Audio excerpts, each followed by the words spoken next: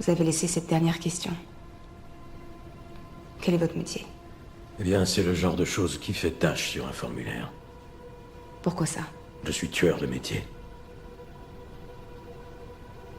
Le monde est petit, hein. Allô, ici Fouad Berlin sur le podcast des investisseurs qui voient grand. Bienvenue dans ce nouveau podcast 10M pour 10 millions d'euros, capital optimal de la magnifique position du Vachier. Je suis toujours à Berlin en compagnie de mon acolyte Hugo. Bonjour Fouad, bonjour à toutes, bonjour à tous, j'espère que vous allez bien, j'espère que tu vas bien Fouad, un réel plaisir de te retrouver pour cet épisode qui risque d'être jugé problématique par une caste, notamment sur LinkedIn, par une profession, puisqu'aujourd'hui nous allons parler des courtiers et pourquoi vous ne devez surtout pas passer par un courtier lorsque votre ambition est importante et la nuance est très importante. On s'adresse à des gens qui veulent lever plusieurs millions d'euros, on s'adresse qu'à ces personnes-là. Avant de commencer, pensez à vous abonner. Quémande-nous des likes, s'il te plaît. Mettez-moi des likes, les amis, mettez-moi des likes. Vous trouverez beaucoup de contenu en lien avec l'immobilier sur le podcast, donc n'hésitez pas à consulter les épisodes. Et l'épisode qui revient souvent, c'est l'interview de Robin Aldin, où on a eu énormément de retours et je pense que tu en as eu aussi. Oui, d'ailleurs qu'on salue au passage, un beau signe noir, extrêmement gentil, très humain, très sensible, très très content d'avoir pu. Ouais, moi, c'est ce que j'aime, tu vois, c'est vraiment cette personnalité sincère et authentique. Et on le remercie vraiment pour cette sorte de classe de maître ou masterclass. C'est quand même plus beau en français, quand même, classe de maître. Ouais, mais masterclass. Masterclass. C'est comme chef-d'œuvre. Tu sais comment on dit chef-d'œuvre en anglais? Masterpiece. Voilà, mais tu vois, un chef-d'œuvre, c'est quand même. Enfin bon, tu connais mon point de vue sur la supériorité de la langue française. Tu trouveras sous le podcast et dans la description de l'épisode sur ta plateforme préférée le lien pour réserver un coaching avec Fouad qui te permettra l'étude de ta situation sur mesure et c'est Fouad qui les conduit parce qu'on m'a souvent posé la question, est-ce que c'est Fouad qui les conduit? C'est Fouad qui fait l'entièreté de tous les coachings. Tout à fait, et ça se passe en visio, c'est totalement personnalisé, je prends vraiment le temps de disséquer la situation, d'apporter des solutions sur mesure. On a fait un audit, on a fait un épisode podcast, enfin on en a fait plusieurs sur l'étude du profil emprunteur. Exactement, et il y a ce cas flagrant qui est hyper intéressant, qui est un cas d'école pour moi. Je ne sais pas si tu t'en souviens Hugo, il y a un client à qui on a conseillé de rembourser le capital restant dû de sa résidence principale. Et l'autre où on a dit que c'était la pire erreur qu'il avait pu faire. Exactement. Donc il n'y a que le sur-mesure, il n'y a que le fait de faire dans la dentelle qui permet d'être vraiment à ce niveau chirurgical de conseil. Et c'est ce que permet ces audits stratégiques. Les gens trouveront le lien d'une masterclass ou classe de maître pour Fouad dénommée Le Capital. America, we fuck you. Merci pour la monétisation, adios. Il n'y a pas de monétisation. Sur comment créer un capital au travers de l'immobilier et non pas vivre de l'immobilier. La distinction est très importante entre la phase 1 et la phase 2. Et pour moi, l'immobilier est le meilleur outil pour créer du capital. C'est entièrement offert, c'est en direct. Le lien se trouve dans la description et tu t'inscris en 2 clics. Et pour ceux qui sont encore plus ambitieux et qui veulent passer massivement à l'action, vous pouvez candidater à Patrimoine Exponentiel, un accompagnement, une communauté d'investisseurs que je juge être la plus ambitieuse de France, qui va te permettre de construire ton profil emprunteur, de déployer une stratégie sur un horizon temporel long et d'être 10 fois plus efficace et 10 fois moins cher que de recourir à un courtier pour déployer ta stratégie. Alors dans ce cas-là, on parle d'efficience, puisque c'est atteindre un but à moindre coût. Voilà. Et il y avait une phrase de Ronaldo. C'est jamais un problème d'outil, c'est un problème d'utilisateur. Il y avait une phrase de Ronaldo en 1998, tu sais, sur le Corcovado, une publicité pour Pirelli qui disait que sans maîtrise, la puissance n'est rien. Tout à fait. Elle était exceptionnelle, cette publicité. Alors, on va commencer cet épisode sur le courtier. Elle était exceptionnelle, mais en roulant Michelin, c'est mieux. On va commencer cet épisode avec une anecdote parce que j'avais fait récemment un post sur LinkedIn, sur le réseau des professionnels, où je me suis fait littéralement insulter par une courtière, que je salue au passage, responsable d'ailleurs de l'association professionnelle des courtiers de France, et qui avait plus d'abonnés LinkedIn que d'euros sur son résultat net. Et il faut savoir que, et je t'en avais parlé, Fouad, j'avais entamé une procédure avec Constat d'huissier et compagnie, consultation d'avocat pour une citation directe en diffamation et en dénigrement. J'ai abandonné au dernier moment en me disant à quoi bon, c'est très français, et que de toute façon, ça n'arrangerait pas la situation, ça aurait été un coup marketing de brandir la condamnation d'un courtier, notamment sur des podcasts. Mais quand j'ai vu que son résultat net était... les frais d'avocat, c'était 10% sur le résultat net. Il n'y a pas que ça également. J'ai regardé qui a réagi à son poste. Il n'y avait que des courtiers. Il n'y avait que des courtiers. Donc et qui n'ont pas compris la subtilité. J'allais dire c'est une confrérie, mais je pense que le mot est trop noble. Est-ce qu'on peut parler de corporation? Ouais. C'est une espèce de syndicat. En fait, tu n'as que des gens qui se sont sentis attaqués alors qu'ils n'ont absolument pas compris le sens et c'est pour ça, stratégique, profond et structurel en fait de ton propos. Et c'est ce qu'on va essayer d'expliquer sur cet épisode. Et avant de commencer, j'aimerais faire un petit disclaimer. Tout d'abord, il faut faire une précision, c'est que les gens qui nous écoutent et qui ont recours à un courtier, il faut d'abord les féliciter. Pourquoi ? Parce qu'ils sont au stade de la recherche de financement. C'est-à-dire qu'ils ont fait, grosso modo, 60% du travail et du passage à l'action. Donc on ne dit pas, c'est parce que tu passes avec un courtier que tu es mauvais. On s'adresse à des personnes qui veulent déployer une très grosse stratégie. Ça ne veut pas dire que si tu passes par un courtier, c'est mauvais. C'est important de le préciser parce que quelquefois, notre propos peut être travesti, comme ça a été démontré sur LinkedIn. Alors, sur un post peut-être, mais en podcast, normalement, mis à part la mauvaise foi, il ne peut pas être travesti. Oui, mais... Parce qu'on va quand même dans l'exhaustivité, on est quand même dans la pédagogie, on déploie un argumentaire. Donc, je pense que sur le podcast, on ne peut pas dire qu'on fait des raccourcis. Mais tu as raison là-dessus, je suis totalement d'accord avec toi. Et moi, je dirais même plus que sur quelqu'un qui a consulté, qui n'a pas d'ambition particulière, ou des petites ambitions, il n'y a rien de péjoratif là-dessus, qui veut acheter sa résidence principale et qui veut un taux le plus bas possible et peut-être quelques conditions les plus intéressantes possibles, pourquoi pas ? Parce que le courtier a l'habitude de négocier et que il le ne fait dossier que sera ça facile. principalement. Donc ça, c'est important, c'est vraiment important à préciser. Alors, commençons cet épisode par le commencement. C'est quoi un courtier ? Un courtier, alors j'ai pas la définition, je ne sais pas si tu l'as, la définition mais... légale, c'est simplement un intermédiaire qui va faire le pont entre des banques et donc des demandeurs de prêts, tout simplement, et moyennant une commission. Alors je ne sais pas si ça relève de la loi, puisque je ne pratique pas cette... je pense qu'il faut un agrément, non ? Ça c'est sûr, hein, mais sur la rémunération, je crois qu'elle est uniquement à la commission, au résultat. J'allais dire la poufiasse, mais je ne veux pas être rentré dans le dénigrement. Il me semble que pour faire de l'intermédiation bancaire, tu as besoin de quelque chose, d'être inscrit à l'ORIAS. Ouais, je crois, mais cet aspect-là, si tu veux, n'est pas le plus intéressant, mais on ne va pas s'attarder là-dessus, mais l'idée, c'est que tu veux un taux, tu n'as pas énormément d'ambition dans le locatif, on va dire dans le patrimonial, dans l'immobilier, c'est très bien. Tu veux un prêt long, tu veux le meilleur taux possible parce qu'il y a un impact quand même sur cette unique opération entre le taux et la durée.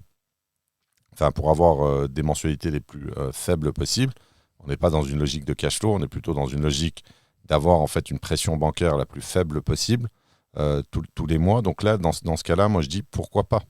Alors moi, tu vas me dire, je l'associe à un autre type de profil avec qui on s'entend très bien également sur LinkedIn, particulièrement moi. Je les mets au même rang que le conseiller en gestion de patrimoine. Dans le sens où il y a un titre prestigieux, où on a l'impression de faire affaire avec un professionnel. Après, un CGP quand même, a quand même beaucoup plus de compétences qu'un courtier. Techniquement, la diversité en fait, de ses activités, la problématique du CGP, c'est son modèle économique. Les rétrocommissions, c'est ça la problématique principale. C'est plus un problème de modèle économique que de compétences. Je pense qu'un bon CGP indépendant, c'est utile. Maintenant, c'est très rare. Comme un bon courtier, ça peut être utile. Dans certains cas. Donc, la partie, maintenant qu'on a posé le décor et qu'on va rentrer dans le détail du déploiement d'une stratégie. On le rappelle, on parle aux personnes qui veulent déployer une stratégie importante. Moi, j'aime bien dire que le courtier n'est pas un magicien. Qu'est-ce que je veux dire par là ? C'est que, et tu vas me dire, Fouad, n'hésite pas à nuancer mon propos, le courtier n'étant pas un magicien, si 10 banques t'ont refusé le crédit, il est très très peu probable que le courtier trouve la banque, à l'exception de la fameuse banque d'affaires d'Alsace-Lorraine, le CAFCAL. L'usurier. Ils ont un service juridique important. Ouais. Non, mais c'est bon, on va pas rentrer dans les détails, mais alors c'est marrant parce que j'ai eu en audit une personne qui voulait mon avis alors sur toute sa situation et sur une opération spécifique. Et donc il avait un accord du CA local. Coïncidence, c'est dans une zone où je chasse. Et il me dit voilà, la soi-disant banque d'affaires qui a été sur les utilisée réseaux comme sociaux. Comme un alors, argument marketing. C'est une banque d'affaires pour toi ? Non. Je sais même pas si c'est une banque. Oh, s'ils font du crédit, oui. C'est un établissement qui fait que des lignes de crédit, c'est tout. Oui, mais une banque est un établissement de crédit. Une banque est un... Alors, je dirais, voilà, ce que je veux dire, c'est pas une banque de détail. Voilà. C'est pas une banque de détail. Et donc, il y a cette banque, je t'en avais parlé à 13h à table, qui lui a quand même demandé donc, une hypothèque sur le bien. Alors, pour travailler avec cette banque, il faut passer par un courtier. Donc, lui a demandé une hypothèque sur ce bien et également, donc, il avait 2 autres biens à crédit sous cautionnement, donc sous société de cautionnement, donc sans sûreté réelle. Donc, il n'y avait pas de garantie réelle sur ces 2 biens. Et donc, cette banque en question lui a demandé également de prendre de l'hypothèque de rang 1 sur les 2 autres biens qui n'avaient absolument rien à voir avec l'opération financée. C'est totalement illégal. Pour moi, c'est totalement illégal. Et finalement, c'était 3 garanties et un taux d'autoroute, de tarif d'autoroute. C'est-à-dire qu'on était sur un taux de mémoire. 5. On était au-dessus des 5%. Et alors, autre chose qui m'a choqué, l'ADI n'est pas obligatoire. Donc, l'assurance décès invalidité. Ce qui est dommage. Ce qui est quand même extrêmement risqué. Parce qu'on fera un épisode sur comment investir avec les femmes, l'ADI. Les femmes, est-ce qu'on va inviter l'auteur du... Rulio. Ah oui, c'est dans La Vérité Simon qui, tu sais, quand il se trompe de chanteur. Ah non, mais moi c'est tant qu'il y aura des femmes. Non, tu me payes en cash, pas en chèque, Serge. Il le confond avec un autre chanteur. Non, mais tu vois, Danny Briand. Ouais, voilà, Danny Briand. Mais ne pas mettre d'ADI. Et c'est là où je trouve que cet établissement est quand même très irresponsable entre les garanties abusives, le taux d'intérêt qui flirte avec l'usure et le fait de dire au client qu'il peut se passer d'ADI. En fait, tu sais pourquoi est-ce qu'ils, à ton avis, puisque j'ai réfléchi à la question, pourquoi est-ce qu'ils essayent de faire sauter l'ADI ? Parce que ça va les attirer dans une autre banque qui ne sont pas émetteurs. Non, c'est même pas ça en fait. C'est que c'est là où c'est très vicieux. Les coûts vont être trop élevés ? Trop élevés par rapport à quoi ? Le coût total d'emprunt. Non, alors c'est par rapport au taux d'usure. La Banque de France émet en fait, je crois que c'est tous les trimestres, un taux d'usure que tu n'as pas le droit de dépasser. Et ce taux d'usure inclut donc l'assurance décès invalidité. Donc en fait, pour aller flirter avec le taux d'usure et vraiment se gaver littéralement, donc c'est une banque qui achète de l'argent à 2% à la BCE. Et donc si tu as un taux d'usure, je dis n'importe quoi, à 5,5, ouais, ils vont quasiment aller chercher les 5,5 et ils vont même prendre en marge d'intérêt l'ADI.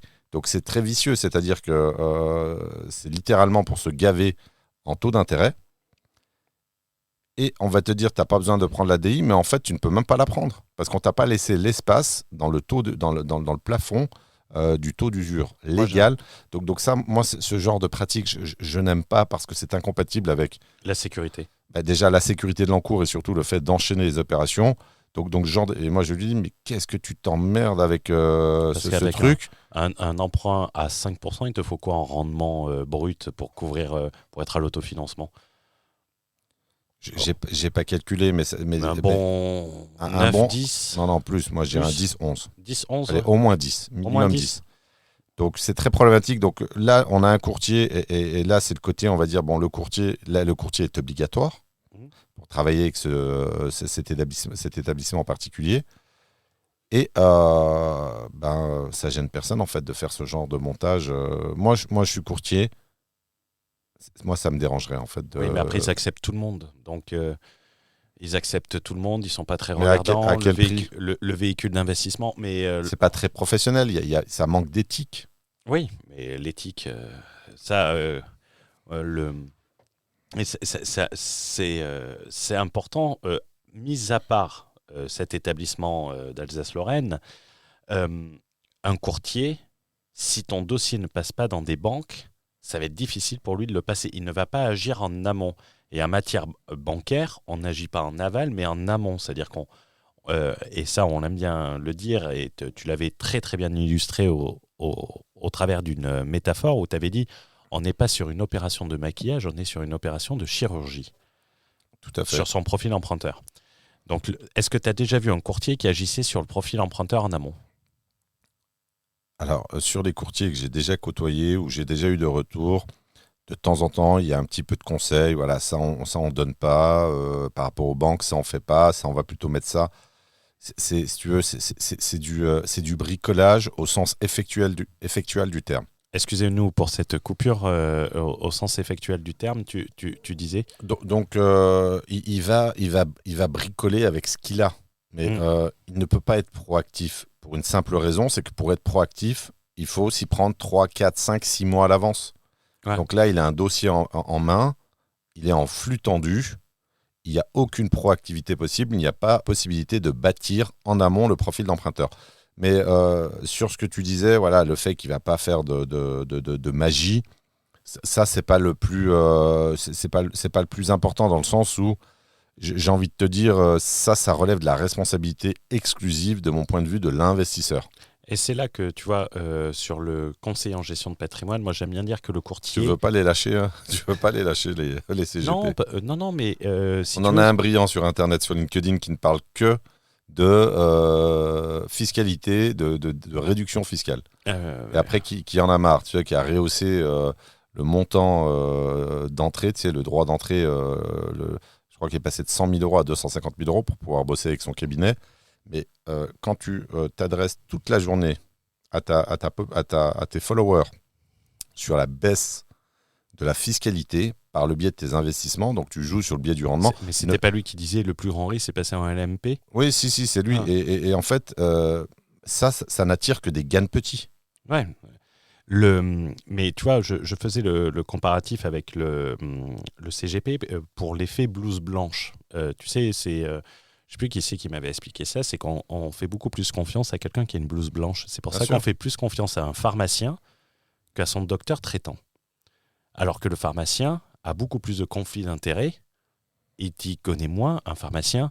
C'est un commerçant, C'est un pratiquement. commerçant de médicaments, Oui. avec des connaissances, ça c'est sûr. Et d'herbe. Et ton docteur, il sait ce qui est le mieux pour toi, il t'a suivi depuis longtemps. Toi, tu veux qu'on se mette à dos toutes les professions après les pharmaciens, il y a qui ? Non, mais Les bouchers. Le problème des bouchers. Non, mais et si tu veux, cet effet blouse blanche, quand un investisseur arrive devant un courtier, et ça, n'hésitez pas à me le dire, vraiment pour voir la sensation qu'ont les gens, je pense que les gens se disent, cette personne a un contact privilégié dans la banque, et il va court-circuiter le contrôle et va me faire passer mon financement. Alors, si on fait dans la nuance, parfois c'est vrai. C'est-à-dire que tu as certains courtiers qui pèsent quand même beaucoup en volume, qui de temps en temps vont demander une faveur en disant voilà, fais-moi passer ce dossier. Ça peut marcher.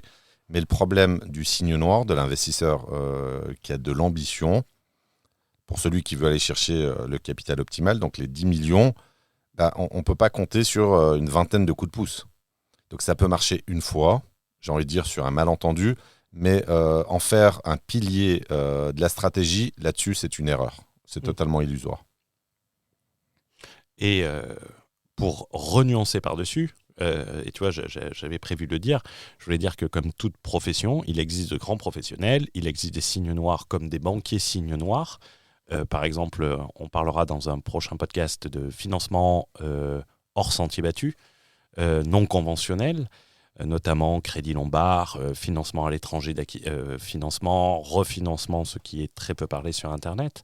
Et j'invite les gens à s'abonner pour écouter. Si tu prends en référence le banquier du Crédit Agricole, sans citer la ville et tout ça, et que tu dis tous les banquiers sont comme ça. Ouais, ce qui est totalement faux. C'est totalement faux. Tu peux Bien sûr. tomber sur un banquier comme ça. Beaucoup d'investisseurs, d'ailleurs, ont quelquefois des banquiers signes gris anthracite. Mm. Euh, Ils ont eu de la chance et ils en déduisent en fait que tous les banquiers sont exceptionnels. et ils vont beaucoup plus loin que ce qui est possible.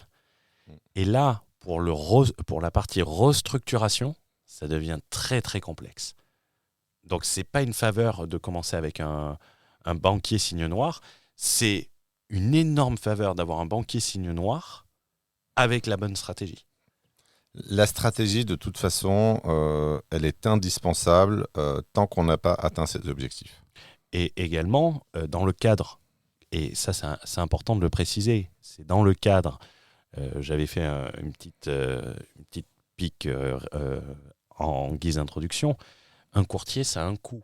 Sur une opération, son coût, par exemple sur une résidence principale, il va pouvoir, par exemple, t'avoir un taux d'intérêt qui va gommer son coût d'intervention. Mais sur une stratégie, sur lever 10 millions, combien ça te coûte un courtier ? Moi, je l'estime, tu vas me dire ce que tu en penses, je l'estime sur 10 millions d'euros, entre 50 et 150 000. C'est minimum 100 000 euros, 1%. 1%, voilà. Donc, ça a un coût. T'as des courtiers qui prennent plus, hein, les honoraires sont libres. Les honoraires sont libres, mais là, tu les mets en compétition. Mmh.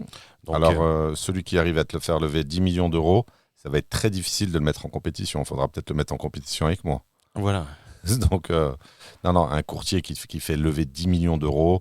Alors, je parle pas il y a quelques courtiers très spécifiques qui font des financements pour les expatriés. Il y a des courtiers qui vont trouver des financements pour des étrangers, etc. Là, ça, c'est une catégorie encore très particulière. C'est de la niche. Voilà, qui est je dirais qui est anecdotique en volume de crédit sur l'encours bancaire immobilier français. Ils sont très utiles, ils sont très compétents, mais on ne s'adresse pas à ça. Nous, on s'adresse en fait à la masse, aux gens qui... à la masse, à la production de crédit type banque de détail, signe blanc. Et là, c'est beaucoup plus compliqué d'aller lever les 10 millions. Il sera plus simple, plus productif et moins onéreux de comprendre le système, mettre en place une stratégie, que recourir au courtier. Et tu as l'autonomie. Tu gagnes en autonomie quand tu apprends, alors c'est cette formule qu'on entend souvent, hein, quand tu apprends à pêcher, c'est beaucoup plus durable, viable, gratifiant en matière de compétences, notamment d'autonomie, que de se faire servir du poisson. Parce que tu es dépendant. Et le but, il faut le préciser, lorsque les personnes veulent déployer une stratégie, tu vas pas avoir affaire à un banquier, tu vas avoir affaire à 20 banquiers sur une grosse ambition. Moi, je même dirais, un peu moins. Moi, un peu moins, je dirais que 10. en fonction de ton scoring, voilà, ça peut être entre 5 et 10, mais plutôt 10. Plutôt 10. Donc 10 banquiers, t'as pas intérêt de... Tu vas pas reposer sur un banquier. Un banquier ne pourra jamais te suivre sur l'entièreté. Même un gros banquier signe noir aura du mal à te suivre sur l'entièreté. Non, l'encours est toujours limité par tête. C'est une question de gestion du risque. Et de délégation. Et de politique interne. C'est là-dessus. Et c'est là où c'est un petit peu traître. C'est-à-dire que tu as des gens qui arrivent à lever 2, 3, 4. J'en ai même vu certains 5 millions d'euros avec la même banque. Et là, ils ont un sentiment de nos limites. Et ça, non, ça ne fonctionne pas parce que 100% des cas que j'ai croisés sont stoppés à un moment donné. Oui, et il faut penser qu'un banquier, ça peut changer. Et ça change souvent, il suffit de regarder son application, on reçoit régulièrement des messages. Mais tu as ça, mais de toute façon, même si le banquier ne change pas, la politique de l'agence ou de la banque fait que tu vas être limité en volume de crédit pour une question de gestion du risque. Si tous les clients levaient 4 ou 5 millions, là, tu es sur une prise de risque qui est quand même très importante au niveau de la banque. Maintenant, on va rentrer dans une nouvelle sous-partie. Et ça, c'est quelque chose que les gens ne croient pas au début. Et ça m'a fait plaisir parce que j'ai un membre de PX qui m'a fait le retour, qui, je pense, avait pris en plus un audit avec toi. Je sais pas, j'en ai eu plusieurs, donc c'est possible. Et si tu veux, je lui avais dit, il m'avait dit que j'avais eu, je vais passer par un courtier. Je lui ai fait, mais c'est une terrible erreur parce que tu vas faire de la dissémination d'informations, Et ça va se retourner contre toi et tu verras, tu t'en souviendras. Ça arrivera à un moment ou à un autre. Et le courtier peut se retourner contre toi parce qu'en réalité, le courtier... Alors, involontairement, malgré lui. Voilà, Il ne le comprend pas, il ne le sait pas parce qu'il ne maîtrise pas les techniques. Et là, on va parler en coût d'opportunité parce que c'est très important. Un courtier, il va arroser les banques avec ton dossier. C'est-à-dire qu'il va l'envoyer à 5 ou 6 banques. Si ton dossier n'est pas finançable, en réalité... On peut expliquer pourquoi est-ce qu'il va faire ça ? Oui. Il va essayer de gratter le taux d'intérêt le plus faible, donc il va mettre en compétition le maximum de banques pour obtenir les meilleures conditions possibles. Et en faisant ça, si tu as un mauvais profil emprunteur, ça va multiplier les refus, mais ça va surtout multiplier la traçabilité. Et au travers de ça, tu vas te fermer des portes. Par exemple, si tu as 5 acceptations de financement, mais en réalité, tu as 4 banques qui auraient pu te financer un autre projet. Et quand tu vas voir les banques 3, 4 mois, 5, 6 mois après, avec un nouveau projet, et que tu es déjà allé les consulter... L'information est consignée. L'information est consignée, mais tu envoies un très mauvais message. Oui. Et en fait, dans une stratégie de immobilière, on veut limiter le démarchage bancaire parce que si tu vas avoir 4 banques et que tu as 4 acceptations, ben ça peut mettre de la difficulté et donc te coûter du coût d'opportunité. Ça ne va pas te coûter de l'argent. C'est comme j'avais eu un... Dans un deuxième temps, le coût d'opportunité te coûte de l'argent. Oui, mais ça ne va pas te coûter de l'argent directement. Ça va te coûter sur l'opportunité. Et par exemple, j'avais un membre, avant d'activer certains process, j'avais fait, avant d'y aller, tu fais ça. Et il y avait un peu de résistance en face. Et qu'est-ce qui s'est passé ? Il n'a pas fait. Il est tombé sur un super banquier. Et je pense que ça dira quelque chose. Il est tombé sur un super banquier. Et là, le banquier, il a regretté de ne pas avoir mis ça en place. Et ça, c'est du coût d'opportunité. Ça ne lui coûte rien. Il faudra aller voir dans une autre banque. Un refus ne coûte rien en soi. Mais ça te limite dans tes possibilités. Et donc, il faut vraiment optimiser à ce niveau-là. Qu'est-ce que tu en penses de cette pollution informationnelle ? Moi, j'ai déjà eu des clients en mentorat qui avaient fait appel à un courtier qui avait quand même pas mal contaminé la stratégie, le profil. On a mis en place des techniques pour effacer légalement toute l'information consignée. Donc, c'est aussi, si on est déjà dans cette situation, c'est pas trop tard parce qu'on peut agir. Donc, il y a des techniques également pour effacer légalement ce que j'appelle cette pollution informationnelle. Et là, je vais être moi sur mon premier argument qui me pose structurellement problématique, à savoir en fait que généralement, et je rappelle une fois de plus, pour pas qu'on se mette à dos tous les courtiers, on s'adresse vraiment à des gens qui ont beaucoup d'ambition. Le courtier va griller ton profil.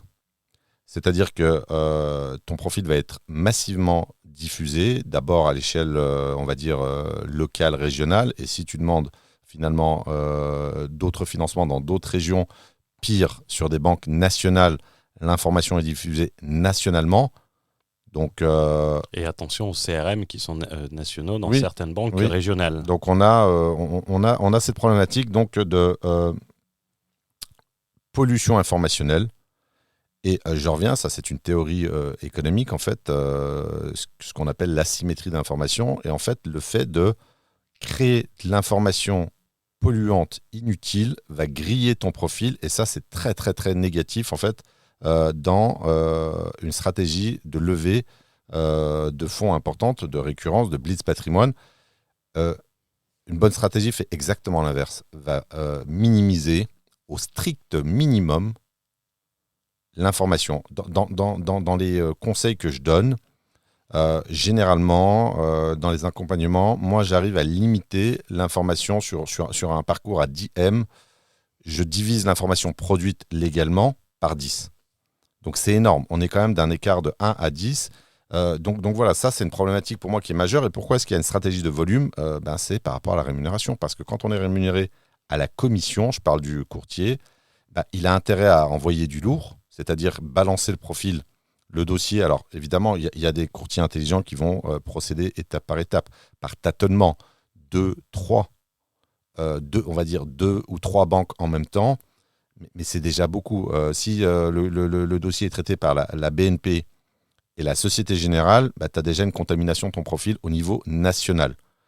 Donc voilà, donc là, on a un problème qui est majeur. Et là-dessus, cette stratégie du volume, pour moi, elle s'oppose radicalement à une stratégie basée sur la chirurgie. Donc, tu en parlais tout à l'heure. Un signe noir, en fait, ça agit de façon chirurgicale. C'est-à-dire que les procédés, en fait, les modes, les stratégies, les modes, les procédés d'action sont diamétralement opposés entre la culture du courtier qui est obligé de balancer fort pas mal de dossiers et celle du signe noir qui doit agir de manière très très précise, très chirurgicale, par tâtonnement, sur une base informationnelle la plus faible possible. On a une incompatibilité en fait sur les méthodes de travail entre un signe noir et un courtier. Alors, autre point qui est hyper important. L'argent que tu rapportes à ta banque. Alors, avant ça, si tu veux, dans la théorie du signal, j'en ai déjà parlé plusieurs fois. J'aime beaucoup. Il faut le récepteur et l'émetteur. Voilà. J'aime beaucoup. J'ai découvert avec toi. Parce que c'est très puissant. Si tu veux, moi, ce que j'aime dans cette science économique, c'est quand elle a une utilité opérationnelle. Et qu'on la comprend par l'exemple. Exactement, qu'on la comprend par exemple. Mais en fait, c'est ça la conceptualisation. C'est-à-dire qu'au début, tu es obligé de partir sur un niveau un petit peu plus élevé. Et ensuite, sur l'opérationnel, tu dois comprendre l'outil qui a été conceptualisé. Alors moi, j'ai fait on va dire une petite innovation, une dérivation de la théorie du signal. J'ai rajouté, tu sais, que la responsabilité, la qualité du signal, la compréhension du signal, vient de l'émetteur, pas du récepteur. Elle incombe exclusivement à l'émetteur et pas au récepteur. Et là, le problème, c'est qu'en fait, l'émetteur, c'est plus toi. Ouais, c'est un relais. Tu as un relais et en fait, tu ne contrôles plus le signal. Et ce qui se passe, en fait, c'est que l'émetteur, qui est le courtier, donc le relais, peut envoyer de très mauvais signaux et un signal qu'il ne faut absolument pas envoyer à la banque, surtout une banque qui ne te connaît pas ou tu n'es pas client. Taux d'intérêt. Voilà, ce que j'appelle une politique, une la stratégie. Contrepartie. C'est une stratégie de crevard, c'est-à-dire qu'en fait, on va dire quoi? Non, mais c'est vrai, on va dire quoi? Ils cherchent un taux et ça, Vivi, sors de ta cave, 15h, ce n'est pas compatible avec la retraite anticipée. Fire. Donc, le problème, c'est qu'en fait, on va se dire quoi? Bon, le PNB, il risque d'être faible, donc le produit net bancaire. Pour le faire, on l'a déjà dit, le PNB dans une banque, en fait, vous avez dans le fichier client, par exemple, chez Société Générale, ce CRM s'appelle Contact, ou s'appelait Contact à l'époque.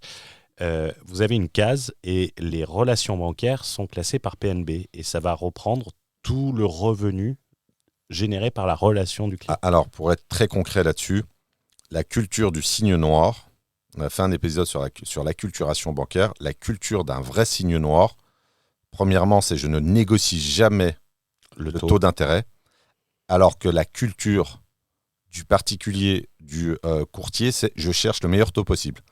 Deuxième point, qui est important également, le prêt sec. Non seulement on ne négocie pas le taux, mais on augmente de manière artificielle, abusive, volontaire, peu importe, le PNB. C'est-à-dire qu'on prend des produits additionnels que la banque a vraiment du mal à vendre, comme la prévoyance, donc tout ce qui est garantie accident de la vie, même du système de télésurveillance. Ouais. Donc ça, si tu veux, c'est une culture, encore une fois de plus, qui est différente de celle du courtier. Et tu as l'ADI et prendre une prévoyance en plus de l'ADI, c'est au travers d'une prévoyance avec un capital garanti que tu vas faire, par exemple, le risque fiscal sur l'ADI. Oui, ça c'est encore autre chose. Ça, ouais, l'assurance du risque fiscal, mais c'est une prévoyance sur capital garanti. C'est une prévoyance, mais le truc c'est que tu n'as pas la même culture que le courtier qui, lui, en fait, sa culture a été façonnée par, j'allais dire, la pression des clients qui, en fait, dans la psychologie du particulier, alors j'ai cette expression, elle n'est pas péjorative, hein, elle est sociologiquement vraie. Le français est un gain de petit. C'est-à-dire que quand tu lui sers, par exemple, pour mettre une petite image, son café qui manque la petite amandine, il est contrarié. Donc le français est un gain de petit. Et donc le courtier est habitué à travailler avec des gains de petits qui font le projet d'une vie.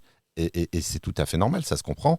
Donc l'idée, c'est que là, culturellement, c'est incompatible avec la culture de la stratégie bancaire d'un signe noir. Sur un conseil qu'on peut donner, pensez que techniquement, cet épisode va être sur la fin d'année.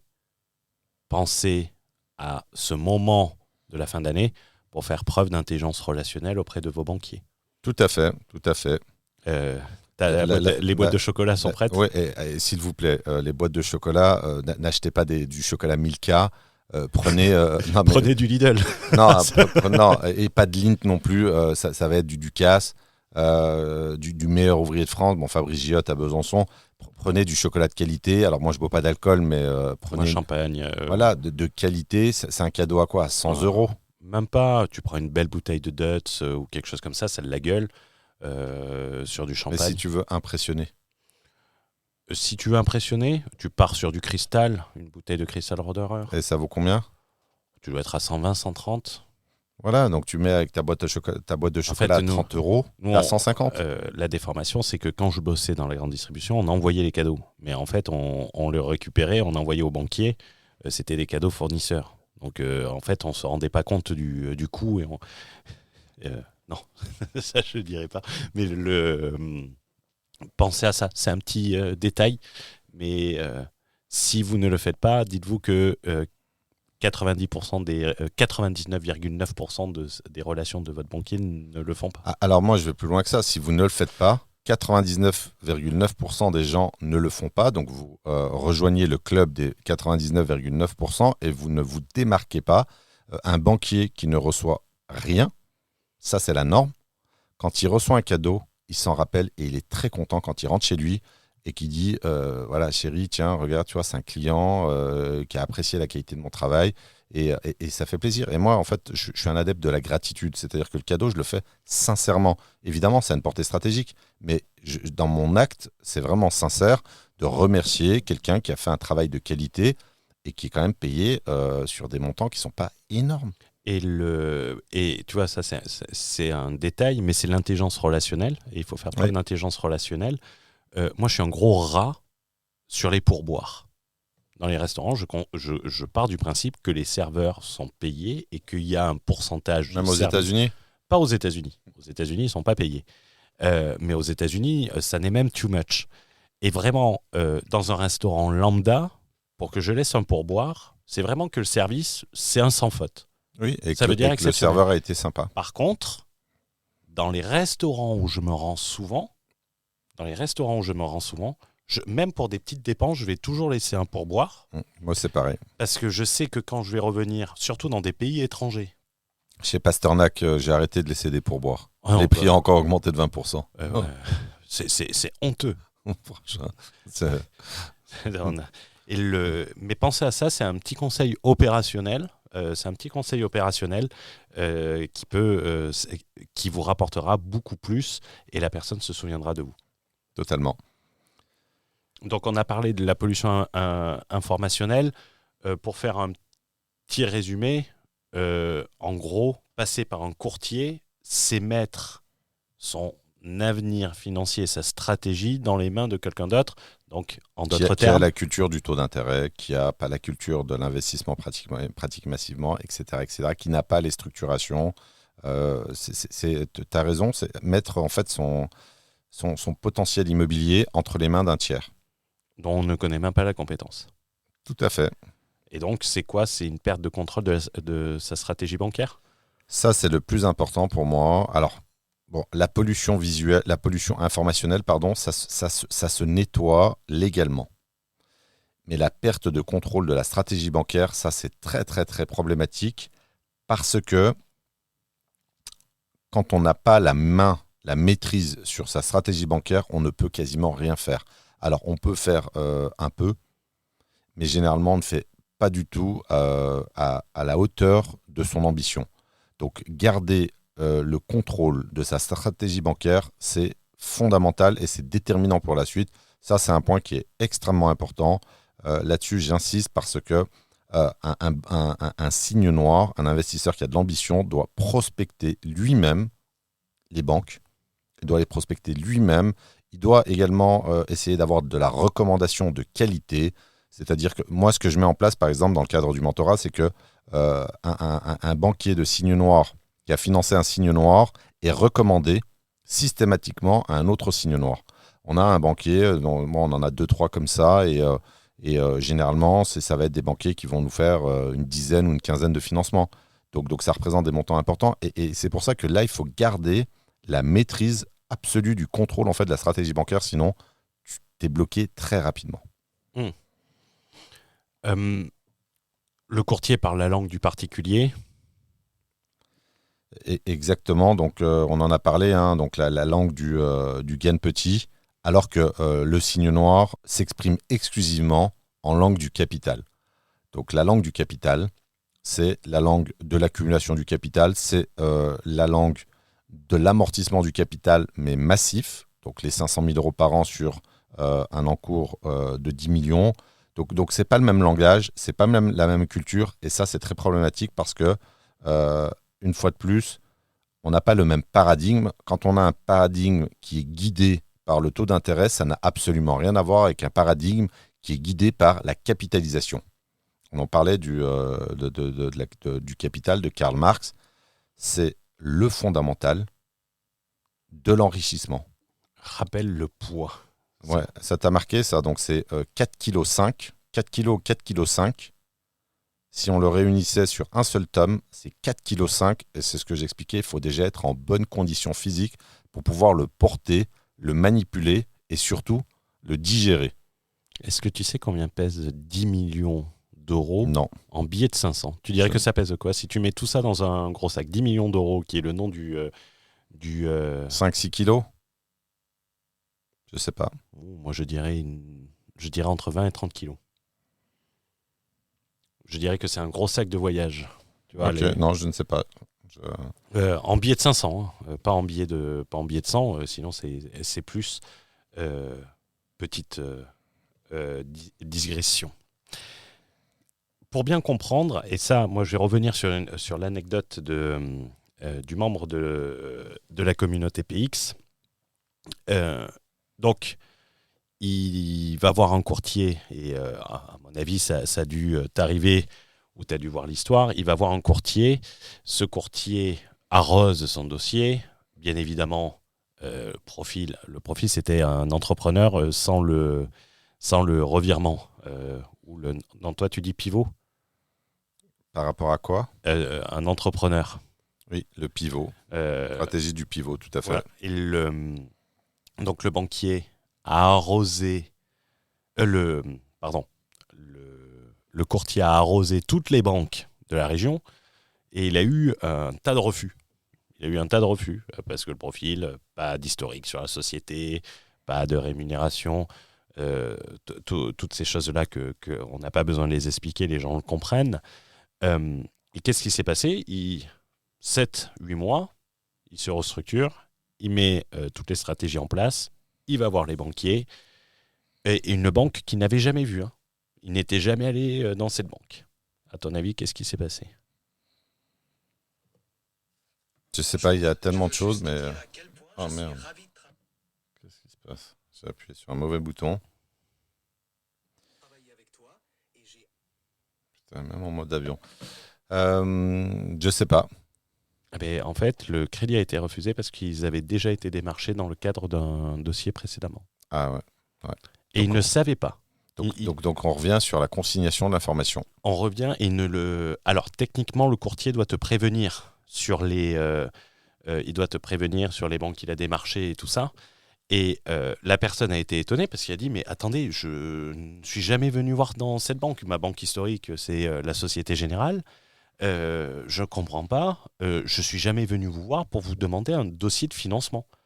Et ils lui ont sorti le dossier de financement qui avait été arrosé par le courtier. Et il me semble que tu avais raconté une anecdote. Moi, j'ai eu une sur histoire le Crédit comme ça. Agricole où tu avais dit de ne pas démarcher. C'est exactement. C'était en fait, c'est la seule fois où j'ai pris un courtier. Et en fait, le CA m'avait déjà suivi sur plusieurs projets. Donc, Crédit Agricole. Le Crédit Agricole, voilà, donc m'avait suivi sur plusieurs projets. Et je lui avais dit, donc là, moi, pour l'instant, j'étais à l'encours maximum. Je ne me rappelle plus de mémoire, je devais être à pas loin du million. Et là, quand j'ai eu un rendez-vous avec la conseillère, elle l'a très mal pris, mais elle m'a dit, mais attendez, monsieur, là, on vous a déjà financé ces opérations. Vous vous rendez compte, machin. Donc, tu vois, limite, elle me faisait un peu la morale. Et en fait, il n'a absolument pas respecté ma consigne pour une simple raison que j'ignorais à l'époque, c'est qu'en fait, le CA est incontournable. Quand tu pèses 40% de l'encours bancaire français, tu es incontournable. Et ça, c'est vrai que ça m'a fait en fait Donc en fait, toi, tu étais là en cours maximum, tu voulais plus démarcher le En Crédit fait, Agricole. pour l'instant, je ne voulais pas les démarcher parce qu'il faut laisser du temps à la banque amortir. Voilà, et puis d'apprécier en fait la qualité de tes investissements. Donc il faut laisser du temps. Parfois, c'est un non momentané. Et en laissant 6 mois, 7 mois ou peut-être un an, la banque, là, elle peut dire, on voit que ça fonctionne assez bien. On est en possibilité. Pour une troisième, quatrième. Voilà, opération. exactement. Et là, c'est vrai qu'il n'avait pas du tout respecté, en fait. Et donc, ça nous renvoie à la perte de contrôle. En fait, tu ne sais pas le nombre d'établissements bancaires réellement consultés. Et ça, c'est très problématique. Techniquement, ils doivent te le dire. C'est ce que m'avait dit. Personne ne demande ça. Ouais, mais c'est. Personne Alors, ne demande pensez ça. à le demander. On est en fait dans une. T'as une interface, t'as un intercalaire, t'as une opacité. Donc, t'as perdu le contrôle en fait de ta stratégie bancaire, de ta demande bancaire. Même si il a consulté 10 banques et qu'il te dit voilà, moi j'ai consulté les 3 banques. Comment est-ce que tu peux le vérifier ? Moi, ça, je ne le sais pas, mais. Moi, c'est une anecdote personnelle. Il a consulté plus de banques. Que tu avais demandé. Voilà, alors forcément que j'avais demandé, parce qu'en fait, j'avais demandé à ce qu'il ne consulte pas cette banque. Donc voilà. CQFD. Mais dans les commentaires, tu sais, où j'avais fait ça sur LinkedIn, ils disaient qu'ils étaient dans l'obligation de fournir la liste des banques qui. Oui, mais après, c'est toujours pareil. Tu as les obligations, tu as la loi. Et les gens ne le savent pas. Donc, si vous êtes passé par un courtier, demandez-lui la liste des banques qu'il a démarchées. Il ne va pas s'emmerder, si tu veux, le courtier ne va pas s'emmerder à être excessivement transparent avec tous les clients, sachant que la plupart sont des ignorants et que ils n'ont absolument pas besoin de cette liste d'établissements bancaires consultés. Donc, si demain, tu vas voir la banque avec un profil restructuré où tu auras repris le contrôle, si tu n'as pas mis l'ensemble des stratégies en place, tu seras quand même marqué au fer rouge le fer du refus bancaire. Et ça, dans une banque qui te refuse un dossier bancaire, qui peut être sur une période momentanée de ta vie, tu vois, tu peux ne pas avoir suffisamment d'historique, tu peux être en pas assez de bilan, peut-être que l'opération, tu l'as mal présentée. C'est très dur, lorsque tu t'es tapé un refus, de revenir voir la banque. Si tu veux, les banques ont la mémoire très longue. Et ça, c'est très problématique parce que si tu n'as pas conscience de l'impact en matière d'information et en matière de dégâts dans les probabilités d'obtenir ton financement, si tu n'as pas conscientisé ça, tu ne peux pas être dans une autre phase qui consiste à, on va dire, les Américains vont parler de cleaner, nettoyer, j'allais dire au Karcher, malheureusement pour lui, il a très mal fini, ironie du sort. Le nettoyer au Karcher. D'ailleurs, la marque Karcher lui a demandé d'arrêter d'utiliser de manière abusive la marque Karcher. Mais l'idée, en fait, c'est que quand tu n'as pas conscience des impacts négatifs de la perte de contrôle, tu ne peux pas, en fait, t'aigrir. Ouais, et tu ne mets pas en place ces procédures pour nettoyer ton profil. Tu me disais avant à midi... Et j'insiste légalement. Hein. Oui, tu me disais... n'allez pas faire des faux papiers, quoi. Tu me disais avant, je te disais pendant le repas, dans la cantine russe, qui est tout sauf soviétique et communiste, je disais que j'aime bien faire la comparaison aux chasseurs de tête. Et tu m'avais dit non, c'est un très mauvais exemple. T'avais raison. Merci, c'est bien. T'es honnête intellectuellement. Bien évidemment. J'avais utilisé la métaphore sur ça en disant à une personne, imagine, tu postules à un emploi, d'accord ? Pour faire la métaphore avec la banque. Il te refuse cet emploi. Et tu recandidates pour le même poste 6 mois après, et la personne se souvient de t'avoir eu en interview. Est-ce que tu penses que tu vas avoir plus de chances d'avoir un oui au deuxième coup ? Eh ben, tu nous fais. Tiens, qu'est-ce qu'il me fait ? Mais comment se fait qu'il s'exprime en mode avion ? Mais je sais pas. J'ai pas internet, mais en mode avion, normalement, ça bloque tout. Mais je sais pas ce que. Toi et la technologie. Excuse-moi, donc, non, mais la réponse est non. Et voilà. Exact. C'est comme une banque. Alors, si tu veux, pour aller un petit peu plus loin, pour donner un petit peu plus d'expertise, J'ai eu un client en mentorat l'année dernière qui a eu en fait qui était passé, alors pas par un courtier, mais par un très mauvais banquier qui avait pollué le profil auprès de plusieurs sociétés de cautionnement qui, elles, avaient consigné l'information. Et là aussi, c'est très problématique. Donc ça, c'est l'autre cartel, hein. Il y a le cartel bancaire français. Et l'autre cartel, ce sont les sociétés de cautionnement qui, d'ailleurs, pour la plupart, quasiment à 100%, appartiennent aux banques. Et donc là, tu as une contamination, c'est-à-dire que même un mauvais banquier peut avoir un impact négatif sur ta stratégie. Alors un courtier, forcément, ça peut avoir un impact totalement désastreux. Et là, il a fallu procéder avec les outils que nous offre la loi pour nettoyer le profil. Parce que la consignation abusive de l'information peut être traitée. Donc tu vois, ça se joue également pas qu'au niveau du courtier, ça se joue également... Ça se joue au niveau des connaissances juridiques. Exactement, donc je pense que la meilleure garantie finalement pour pouvoir en fait réaliser son ambition, c'est de monter en compétences, en capital humain, en technique, en stratégie, etc. Et ça coûte moins cher qu'un courtier. Bien sûr, ça coûte beaucoup moins cher qu'un courtier. Alors sur des opérations répétées, sur une vraie ambition, ça coûte largement moins cher, évidemment. Finissons par une nuance et une nuance positive, d'accord. Quand est-ce qu'on doit avoir recours au courtier, selon toi? Tu as le cas le plus fréquent qui alimente quand même... 70%. Je n'ai pas la stat, mais 60. majoritairement, voilà, les courtiers, c'est de la résidence principale. Alors moi, j'ai une nuance là-dessus, j'ai un bémol plutôt, pas la résidence principale du signe noir. Si tu veux, pour moi, le signe noir ne doit jamais flirter avec un courtier. Ce n'est pas nécessaire, ce n'est pas souhaitable. Moi, personnellement, c'est un pléonasme, personnellement, je ne fais aucune demande de financement par le biais d'un courtier, sauf exception. Tu as besoin d'un crédit hypothécaire, il faut passer par un courtier. Tu as besoin...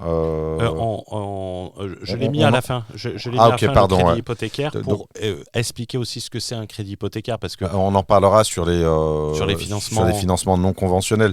Mais en tout cas, la résidence principale, tu as raison. Sauf pour la résidence principale du signe noir, ce n'est pas nécessaire de passer par un courtier pour un signe noir, même pour la résidence principale. Tu peux avoir des courtiers signe noir. Je pense que tu en as certains, mais ils sont extrêmement rares. Moi, il y a un membre, il faut que je fasse le check. J'ai un membre qui m'en a parlé d'un qui était fin. Alors, il peut être malin, mais il n'aura pas forcément la vision systémique du fonctionnement général du cartel bancaire. Il n'aura pas forcément la compétence sur la structuration. Ça reste un bon courtier, mais ça a ses limites. C'est une personne de PX, donc une personne qui est formée, qui m'a dit... Non, ce que je veux dire, c'est qu'il ne te grillera pas. Donc ça, c'est un bon courtier, c'est-à-dire qu'il ne va pas griller ton profil, mais il peut y avoir des insuffisances sur la partie compétences, structuration, etc. J'ai eu le retour il y a 2 jours, donc c'est déjà un bon profil. C'est quelqu'un de Paris, tu vois, avec la double casquette, pas uniquement courtier en financement, mais je n'ai pas pensé à lui demander le coût. Parce qu'un courtier signe noir... Mais le coût, c'est pas... pour moi, le coût, si tu veux, c'est pas important. Faut jamais se focaliser sur le coût. Il faut se focaliser sur la qualité de l'opération, sur la faisabilité. Je te parle du coût de passer par un courtier à chaque fois. Ah, ok. Bah on l'a calculé à peu près. Hein. Pour moi, ouais, c'est entre 100 et 150 000 euros sur une ambition à 10 millions. Et tu as des courtiers, certains courtiers qui arrivent à faire des miracles, des tours de passe-passe, et là, c'est beaucoup plus cher. Ça peut aller à 5-10% du montant.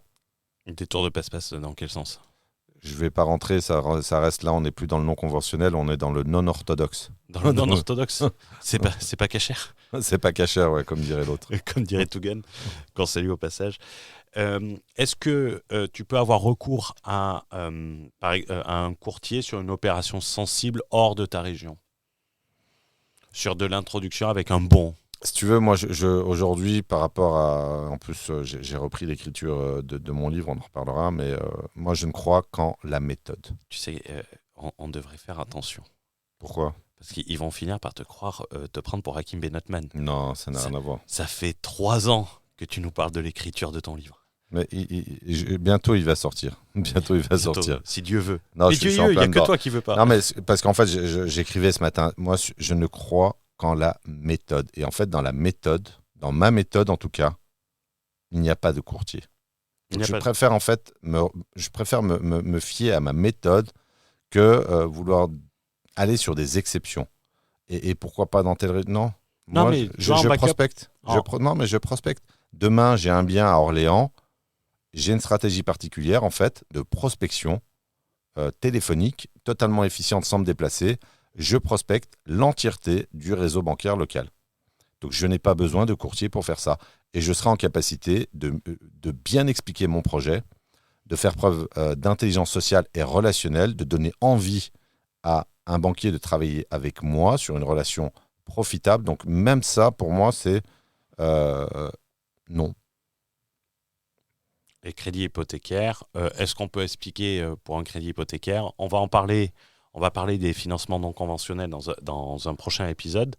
Là, tu es obligé de passer par un courtier parce que c'est principalement, refinancer un bien qui est déjà payé. Ce sont des banques étrangères, en fait. Des banques étrangères ?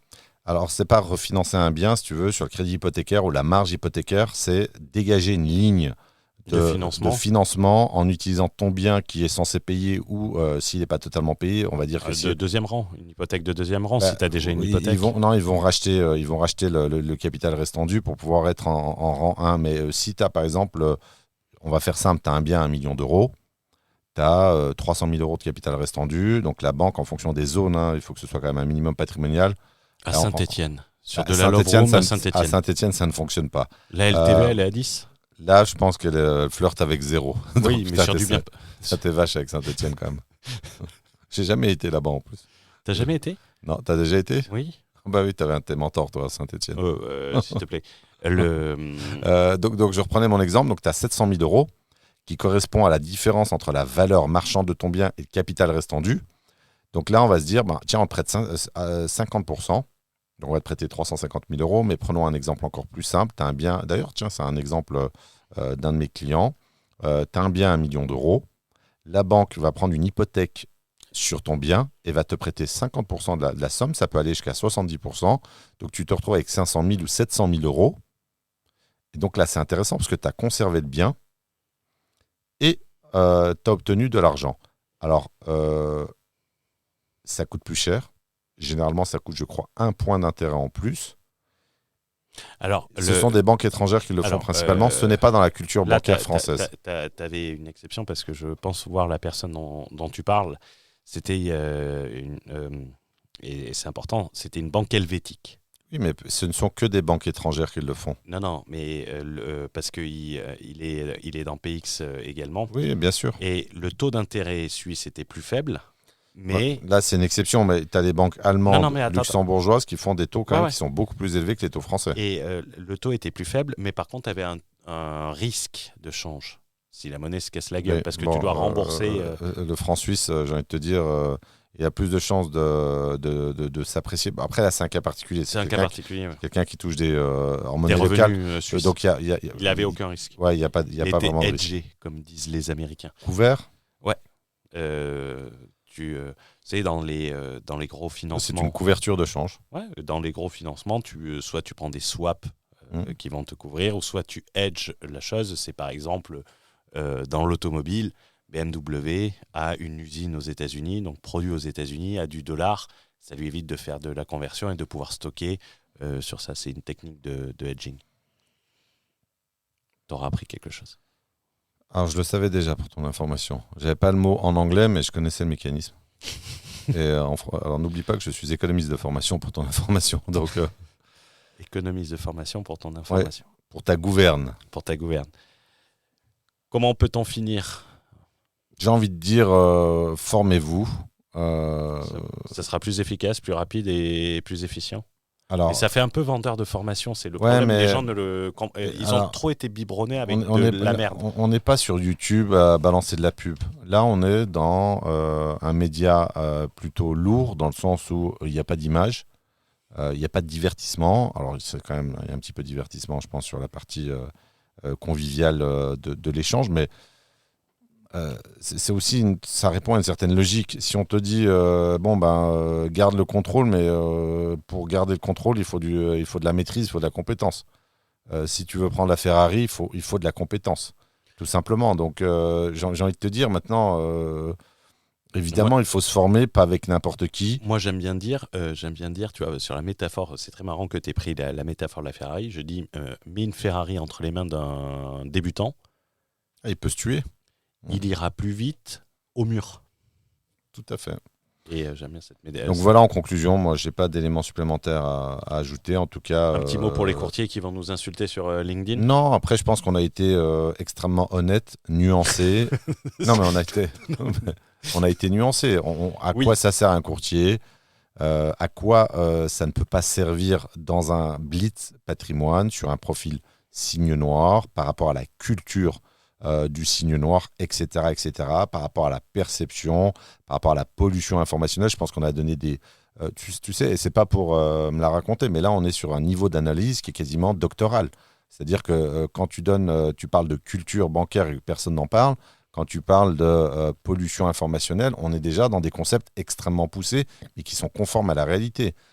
Aucun courtier ne peut... alors moi, s'il y a un courtier qui me dit « Écoute, Fouad, moi, je t'emmène gentiment en sécurité aux 10 millions, je la paye la com, avec plaisir. Ça m'évitera en fait de me prostituer, aller récupérer, aller mendier des financements bancaires. Mais aujourd'hui, alors moi, évidemment, je n'ai pas la science infuse, mais je ne connais pas, malgré les centaines ou les milliers d'interactions que j'ai avec beaucoup de gens, je ne connais pas un courtier qui pèse 10 millions déjà, en locatif, en immobilier, et 2, qui est en capacité d'emmener un investisseur à ces niveaux-là. Je ne connais pas. Sauf exception, une fois de plus, il y a toujours des exceptions, mais nous, ce qui nous intéresse, c'est la règle, la ligne au niveau de la stratégie. C'était Fouad Berlin pour vous inspirer à voir grand. C'était Hugo pour s'occuper du reste. Il faut que je pense à une putain de conclusion. Parce que tu nous sors ta conclusion, mais comme ça, tu sais, on pense que tu vas rebondir. Non, c'est pas scripté. Et là, ça sort comme une fleur. Ça sort comme une fleur. Bon, c'est Hugo qui s'occupera de répondre aux commentaires sur LinkedIn et se faire insulter. Je viendrai à la rescousse. Merci à vous tous. Prenez soin de vous. Ciao, ciao.